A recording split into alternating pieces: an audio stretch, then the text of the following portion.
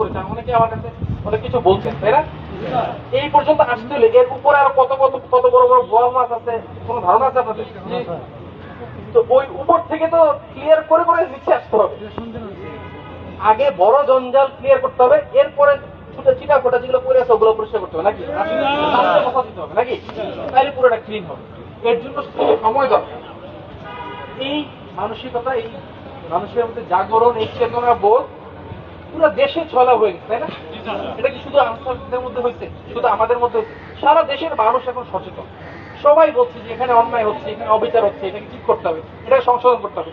এর কিছু বিষয় আপনাদের, যেটা আপনারা বলতে পারেন নাই, এখন সেই বলছেন। এটা সুযোগও তৈরি হয়েছে কর্তৃপক্ষের অফিসিয়ালি এটাকে অ্যাড্রেস করার, এবং অলরেডি কর্তৃপক্ষ কিন্তু বলেছে যে আমরা আপনাদের সাথে সহমত প্রকাশ করি, এর পরিবর্তন দরকার। আপনারা যদি সবল হন, আমরাও সবল হব। আপনারা যদি আমাদের পাশে থাকেন, আমরা আমাদের স্ট্রেংথ বাড়বে, আমরা শক্তিশালী ফোর্স হবো। এই কথাই তো এতক্ষণ বললেন, আমি যেটা শুনেছি, তাই না? এখানে কেউ কারো প্রতিপক্ষ না। এই প্রতিপক্ষের দিন শেষ। বহুত কাটাকাটি, কোপাকুপি, মারামারি, এই হিংসা, বিদ্বেষ, দলীয়করণ, এগুলো তো বহুত হয়েছে। আর কত? এখন সবাই মিলে এগিয়ে যান। আপনিও বাঙালি, আমিও বাঙালি। আপনি এই তো আমি সেই, আপনি ভালো আমি খারাপ, এগুলো বাদ দেন, এগুলো বন্ধ করেন। অনেক হয়েছে। পুরো দেশ ওই লাইনে চিন্তা করতেছে যে আমরা সবাই ভাই ভাই, আমাদের একজনের ভালো মানে আমার ভালো। আপনারা যদি ভরপেট খাইতে পারেন, আমিও ভরপেট খাবো। সবার মধ্যে সমান অধিকার থাকে সব বিষয়ে। এটাই তো আমরা চাচ্ছি, নাকি? এই আন্দোলন, এত সংগ্রাম, এত রক্ত ঝরার উদ্দেশ্য তো এটাই।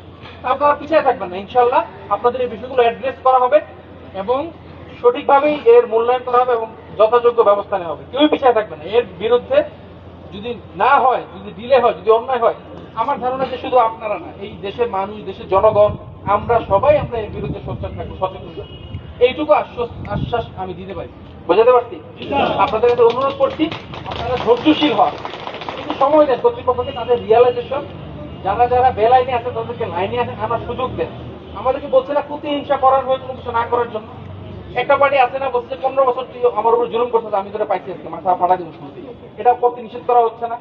আমরা তো তাই বলছি যে ভাই ওরা মাফ করে দাও, কারণ দুনিয়াতে ক্ষমা করা সবচেয়ে কঠিন কাজ। এটা বিশ্বাস করেন?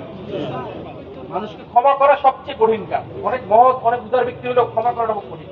সেটাই আমরা চেষ্টা করছি, কারণ সার্বিক স্বার্থে সবাইকে নিয়েই কিন্তু আগাইতে হবে। একলা একলা আগাইতে পারবো না। এই দেশটা তো মানে একটা চাকার মতো, একটা চাকা যদি জং ধরে যায় পুরো গাড়িটা চলবে না। ঠিক আছে? মেরামত করে আমাদেরকে আগাইতে হবে, চলতে হবে, সবাইকে নিয়ে চলতে হবে। আমরা কি যারা ঝামেলা করতে যাবো সেদেরকে মানে দেশ থেকে বিতাড়িত করে দিতে পারবো? সেদেরকে নিয়ে তো চলতে হবে। যেটা করতে হবে এটা রেক্টিফাই করতে হবে, এটা মানে কারেকশন করে ওদেরকে সঠিক অবস্থানে বা সঠিক কার্যক্রমে ফেরত নিয়ে আসতে হবে। যা করতে করছে, যারা ইন্ডিভিজুয়ালি ডিফল্টার, অন্যায় করেছে, তাদের শাস্তি হবে, প্রসেসে আসবে।